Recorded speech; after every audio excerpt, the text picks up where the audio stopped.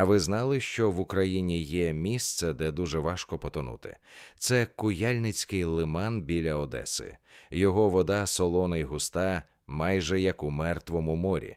Тут люди можуть просто лягти на воду і триматися на поверхні без зусиль, а на дні – лікувальні грязі, які використовують уже понад 100 років.